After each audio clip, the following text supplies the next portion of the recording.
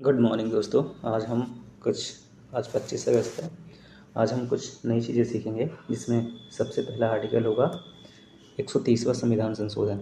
130वां संविधान संशोधन जो अभी लोकसभा में पेश किया गया था, ठीक है, जिसको बोलते हैं कि प्रधानमंत्री, मुख्यमंत्री और मंत्रियों को हटाने वाला नया विधेयक क्या है, उसके बारे में जानेंगे। ठीक है, इसमें क्या क्या शामिल होगा, 130वें संविधान संशोधन विधेयक में क्या कहा गया है और इसके दुरुपयोग की गुंजाइश है या नहीं है। हम इन 2 सवालों पर चर्चा करेंगे।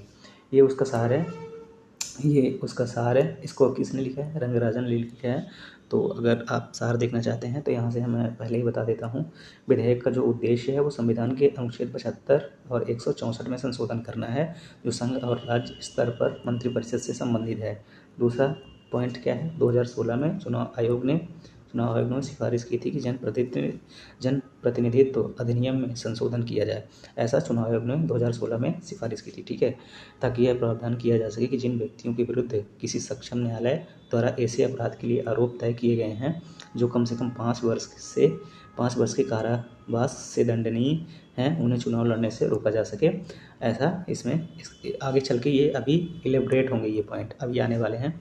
राजनीति का अपराधीकरण हमारी लोकतांत्रिक प्रणाली के लिए एक क्या है, कुप्रथा है। ठीक है, तो आगे चलते हैं।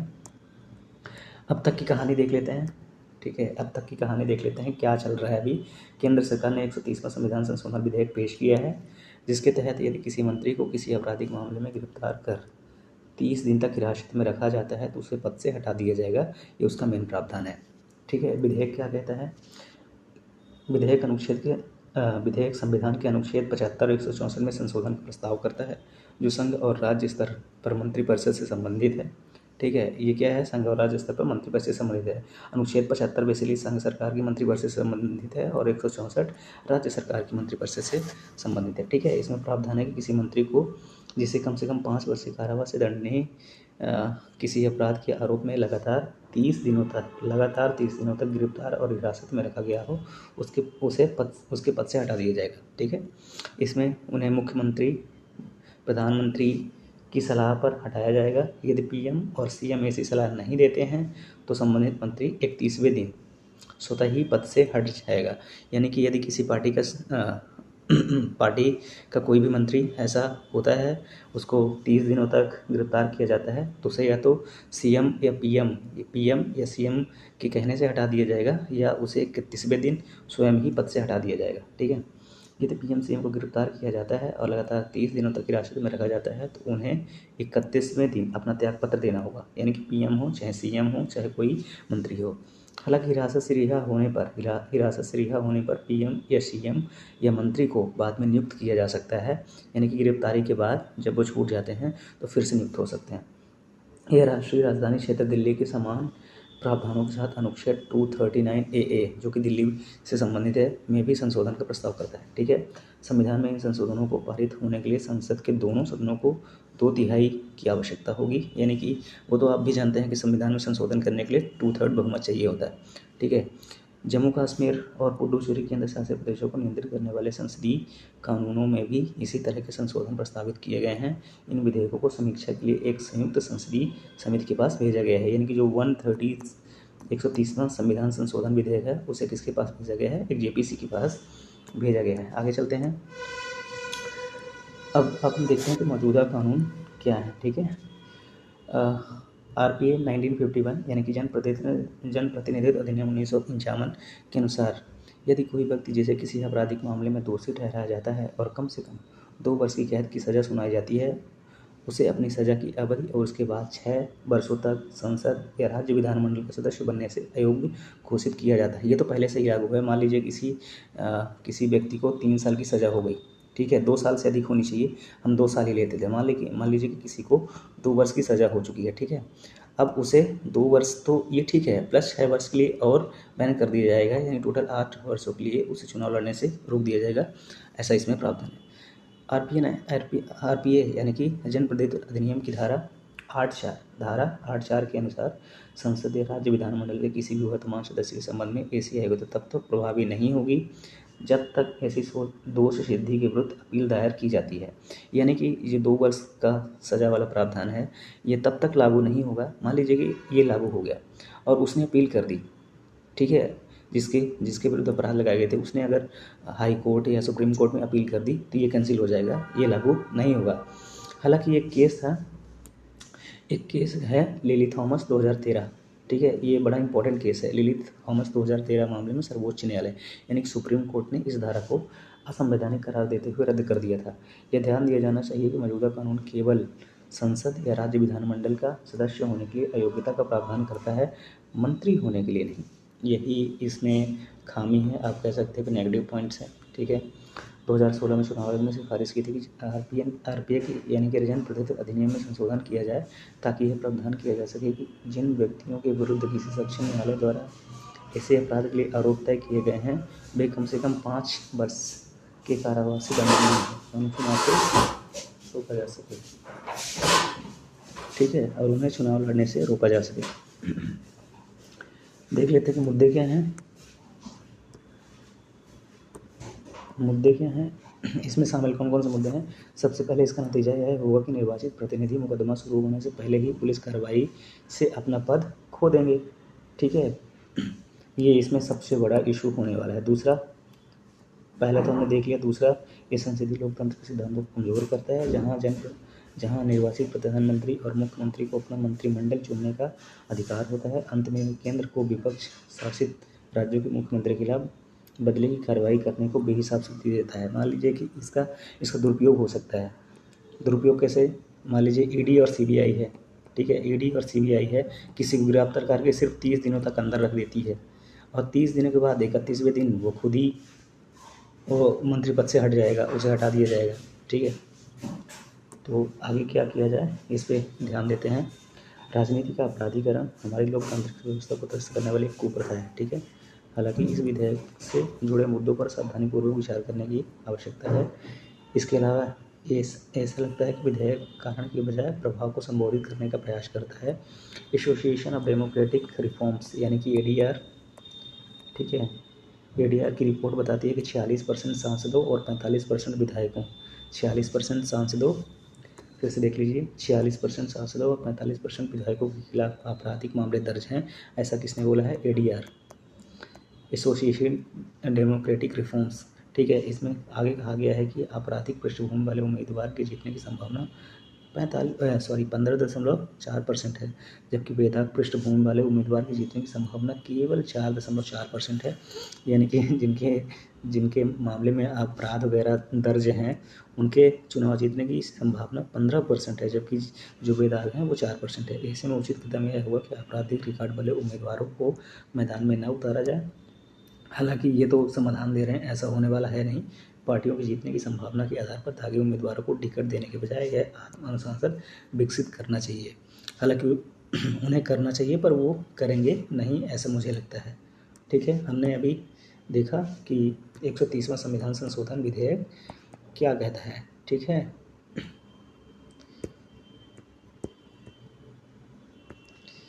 अब हम नेक्स्ट मुद्दे पर चलते हैं।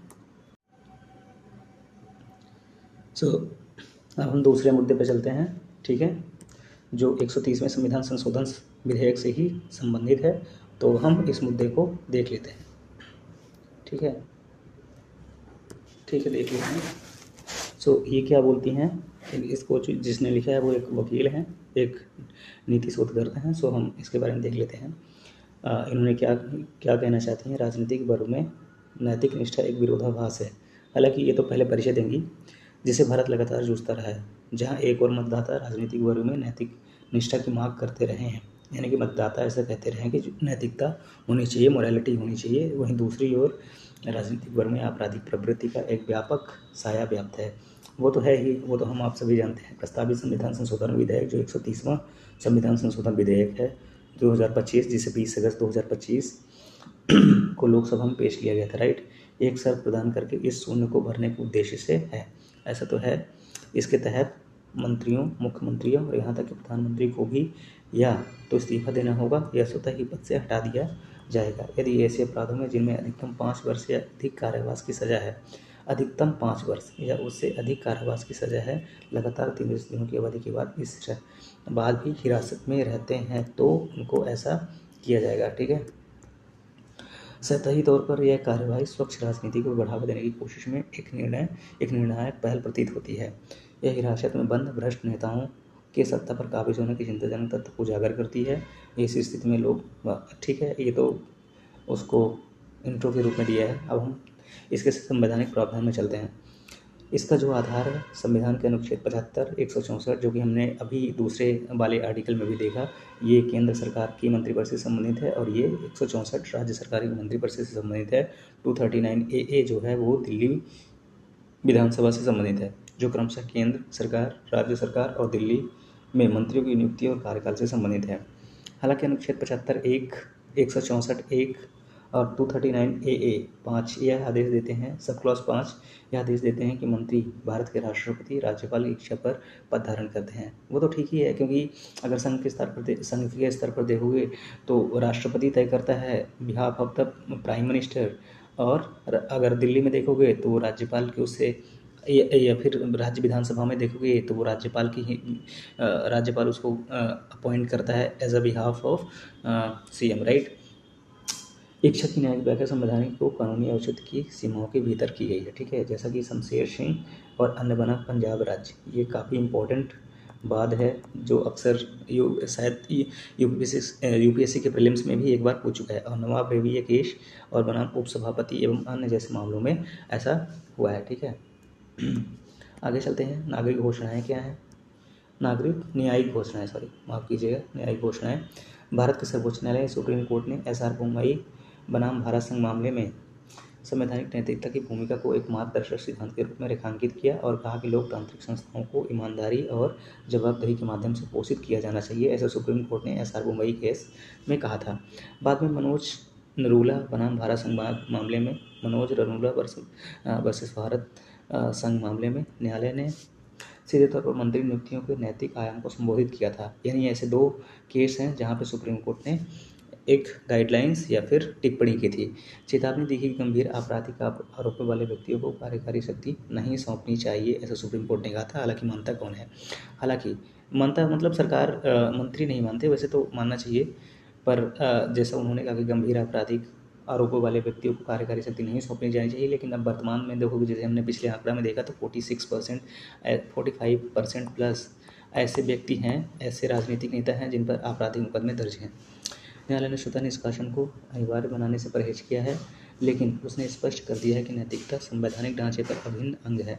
इसलिए यह विधेयक इन घोषणाओं से शक्ति प्राप्त करता है और लंबे समय से न्यायिक रूप से मान्यता प्राप्त नैतिक अनिवार्यता को विधायी रूप देने का प्रयास करता है। ठीक है, आगे बढ़ते हैं। लेकिन इस विधेयक की महत्वाकांक्षा ही इसकी कमजोरी हो सकती है, ऐसा ये कह रहा है। कैसे? आगे देखते हैं। सबसे ज्वलंत मुद्दा निर्दोषता की धारणा के सिद्धांत से संबंधित है, जो अनुच्छेद 21 के तहत जीवन की स्वतंत्रता के अधिकार का हिस्सा है। बिना दोष सिद्धि या आरोप तय किए गिरफ्तारी और नज़रबंदी को हटाने के आधार पर बराबर करना इस मूलभूत संवैधानिक मूल्य को कमजोर करने का जोखिम उठा सकता है, जैसा कि ED और CBI करती है। ED एंड CBI, ठीक है। जनप्रतिनिधि अधिनियम की धारा 8(3) में कुछ अपराधों के लिए दोष सिद्धि पर सदस्यों की अयोग्यता से संबंधित है। जैसे हमने लिली थॉमस बनाम भारत संघ मामला पहले भी देखा था कि मामले में सर्वोच्च न्यायालय ने माना कि केवल दोष सिद्धि ही एक विधायक तुरंत अयोग्य हो जाता है। ऐसा तो सुप्रीम कोर्ट ने कहा कि ये सही नहीं है। अपील दायर करने और विधायक के रूप में जारी रखने के लिए 3 महीने की अवधि को भी रद्द कर दिया गया है। इस प्रकार विधेयक के अस्तित्व आने से पहले ही कड़े जवाबदेही के लिए न्यायशास्त्र में समर्थन प्रदान किया गया। ठीक है, यहाँ यह ध्यान रखना महत्वपूर्ण है कि अयोग्यता तभी शुरू होती है जब किसी को दोषी ठहराया जाता है, ना कि जब तक किसी को गिरफ्तार या हिरासत में लिया जाता है। ये इसका नेगेटिव पॉइंट है। ठीक है, आगे बढ़ते हैं। समस्या इस विधेयक के कार्यकारी विवेक पर निर्भर होने और जटिल हो जाती है, क्योंकि इसमें संविधान के अनुच्छेद 75 के खंड 5 के बाद खंड 5A में और अनुच्छेद 164 के खंड 4 के बाद खंड 4A और 239 AA 239 AA के खंड 5 के बाद और खंड 5A जोड़ा गया है। मंत्री को प्रधानमंत्री या मुख्यमंत्री की सलाह पर हटाया जा सकता है, लेकिन अगर ऐसी सलाह को नज़रअंदाज किया जाता है तो स्वतः निष्कासन लागू हो जाता है। यह दोहरी व्यवस्था प्रक्रिया का राजनीतिकरण करती है। एक प्रधानमंत्री 30 दिनों के लिए सहयोगी को बचा सकता है अगर बचाना चाहे तो, जबकि एक विरोधी मुख्यमंत्री स्वतः ही अपने प्रतिद्वंदी को सत्ता से बाहर होने दे सकता है। ठीक है, शासन को पक्षपात से बचाने के बजाय यह विधेयक राजनीतिक गणनाओं के बदले परिदृश्य में जवाबदेही को और भी गहरा करने का जोखिम उठाता है। ठीक है, आगे चलते हैं। उपचार में असंगति क्या है? विधेयकों और मंत्रियों के बीच व्यवहार में असंगति मामले को और जटिल बना देगी। जो ये 130वां संविधान संशोधन विधेयक है वो और जटिल बना देगा। संसद सदस्य और राज्य विधानसभाओं के सदस्य केवल जनप्रतिनिधित्व अधिनियम के तहत दोष सिद्धि होने पर ही अयोग्य ठहराए जाते हैं। इसके विरुद्ध इस विधेयक के तहत मंत्रियों को केवल हिरासत में लिए जाने पर इस्तीफा देने के लिए मजबूर होना पड़ेगा। ये इसका क्या है, नेगेटिव पॉइंट है। ठीक है, इससे एक विरोधाभासी स्थिति पैदा होती है जहां भ्रष्टाचार का दोषी पाया गया विधायक तकनीकी रूप से अधिनियम के तहत अयोग्य ठहराए जाने तक मंत्री बना रह सकता है, जबकि केवल गिरफ्तार किए गए मंत्री को पद से हटा दिया जाएगा। यह विषमता कार्यपालिका पद के मानकों को ऊंचा ठहराती हुई प्रतीत हो सकती है, लेकिन यह कार्यकारी अधिकारियों के साथ संवैधानिक व्यवहार में एकरूपता को भी कमजोर करती है। ठीक है, इसे सक्षम व्यक्तियों के लिए मंत्री पद की जिम्मेदारी स्वीकार करने से हतोत्साहित होने का जोखिम है, यह जानते हुए कि आप प्रामाणिक आरोपों के आधार पर उन्हें अपने विधायी समकक्षों की तुलना में कठोर परिणामों का सामना करना पड़ेगा। आगे चलते हैं, क्या कहता है, घूमते दरवाजे की समस्या भी है।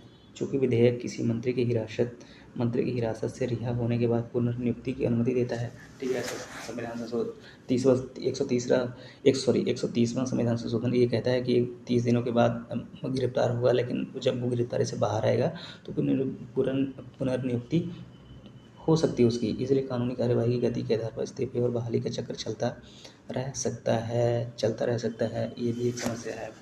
कल्पना कीजिए कि एक मुख्यमंत्री को गिरफ्तार करके, ये एग्जाम्पल दिया है। ठीक है, कल्पना करिए एक मुख्यमंत्री को गिरफ्तार करके 31 दिनों के लिए हिरासत में रखा जाता है। उसे इस्तीफा देने के लिए मजबूर किया जाता है, लेकिन बाद में जमानत पर रिहा कर दिया जाता है और राज्यपाल द्वारा तुरंत बहाल कर दिया जाता है। राज्य को हफ्तों तक राजनीतिक अनिश्चितता झेलनी पड़ेगी। ये इसका नेगेटिव पॉइंट है। ठीक है, और नैतिक जवाबदेही में कोई खास फायदा नहीं होता। इस स्थिरता न केवल शासन को कमजोर कर सकती है, बल्कि रणनीतिक कानूनी दांवपेचों को भी बढ़ा सकती है, जहां राजनीतिक करता धरता कानून का इस्तेमाल कार्यकारी कार्यालयों में हेरफेर करने के लिए एक उपकरण के रूप में करते हैं। हमने इसके नेगेटिव पॉइंट्स भी देख लिए। अब देखते हैं कि क्या है कि आवश्यकता है, अधिक सूक्ष्म मॉडल की आवश्यकता है। इनमें से किसी भी बात का अर्थ सुधार की तात्कालिकता से इनकार नहीं है, यानी कि सुधार तत्काल होने चाहिए। राजनीति में अपराधीकरण का बढ़ना एक कठोर वास्तविकता है। एसोसिएशन फॉर डेमोक्रेटिक रिफॉर्म्स जो ADR है और national election watch 2024 national election watch, ठीक है, 2024 के आम चुनावों में 543 विजयी उम्मीदवारों में से एक व्यापक विश्लेषण के अनुसार 251 सांसदों, जिसमें 46% में के खिलाफ आपराधिक मामले घोषित किए हैं। सोचिए, 543 में से 251 तो अपराध वाले हैं यानी 46%। ठीक है, घोषित किए गए 2019 में 43%, 2014 में 34%, 2009 में 30% से अधिक है, जो 15% में 55% की वृद्धि को दर्शाता है। यानी कि ये यह दर्शाता है कि जिनके खिलाफ आपराधिक मुकदमे दर्ज हैं वो लगातार बढ़ रहे हैं, चुनावों में उनकी लगातार भागीदारी बढ़ रही है। ठीक है, फिर भी इसके दृष्टिकोण की कठोरता निष्पक्षता के सिद्धांत और शासन की स्थिरता दोनों को कमजोर करने का जोखिम उठाती है। एक अधिक सूक्ष्म मॉडल को लोकतांत्रिक सुरक्षा उपायों को कम किए बिना स्वच्छ राजनीति की संवैधानिक लक्ष्य को बेहतर ढंग से पूरा करेगा।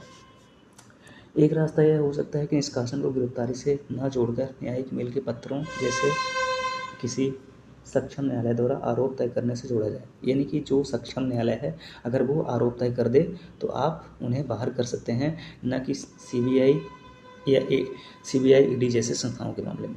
इससे सुनिश्चित होगा कि केवल प्रारंभिक न्यायिक जांच में पास होने वाले मामलों में ही इस्तीफा दिया जाएगा, जिससे तुच्छ राजनीति से प्रेरित गिरफ्तारियां छंट जाएंगी। ठीक है, एक और सुरक्षा उपाय एक स्वतंत्र समीक्षा तंत्र है।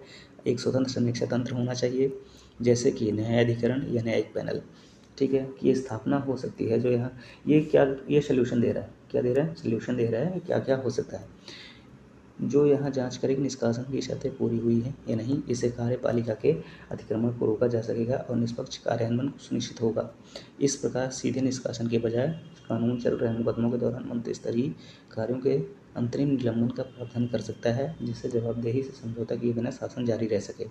सबसे महत्वपूर्ण बात यह है कि विधेयक को अपने दायरे को इस तरह परिष्कृत करना चाहिए, परिष्कृत का मतलब अच्छा पैना करना चाहिए कि वह केवल नैतिक पतन और भ्रष्टाचार से जुड़े अपराधों पर ही लागू हो, इसके बजाय कि 5 साल की कैद के दंडनीय किसी भी अपराध पर व्यापक रूप से लागू हो, जिसमें अपेक्षाकृत मामूली आपराधिकरण आचरण भी शामिल हो सकता है। ठीक है, अब थोड़ा देख लेते हैं संक्षेप में इसका समरी। संविधान 130वां संविधान संशोधन विधेयक 2025 एक महत्वपूर्ण मानक स्थिति प्रस्तुत करता है, जिसका नागरिक भ्रष्टाचार और अपराध के विरुद्ध एक सशक्त कदम के रूप में स्वागत कर सकते हैं। लेकिन इसका प्रारूप न्याय को लोकतांत्रिक वितरण की सुरक्षा और नैतिक शासन की तत्काल मांगों के बीच अंतर्निहित तनाव को नज़रअंदाज कर देता है। जब तक संयुक्त संसदीय समिति जेपीसी उचित प्रक्रिया और संस्थागत जांच को शामिल करने के लिए सावधानीपूर्वक पूर्ण संतुलन नहीं करती, विधायक जेपीसी के पास है। अभी विधायक हैं, अभी विधेयक जेपीसी के पास है। एक संवैधानिक सुरक्षा उपाय को राजनीतिक बहिष्कार के साधनों में बदल सकता है, जो भारत के लोकतांत्रिक प्रयोग को नाजुल संतुलन की परीक्षा ले सकता है, क्योंकि अंततः ईमानदारी के बिना सत्ता लोकतंत्र को नष्ट कर देती है और निष्पक्षता के बिना ईमानदारी उसे खतरे में डाल देती है। आपके लिए इम्पोर्टेंट क्या है, जेपीसी भी इम्पोर्टेंट है। ठीक है, जेपीसी जो एक जॉइंट पार्लियामेंट्री कमेटी होती है, वो भी उसकी संरचना क्या है, इन सब मामलों पे प्रीलिम्स में सवाल पूछे जा सकते हैं। ठीक है, तो ये भी इम्पोर्टेंट है आपके लिए।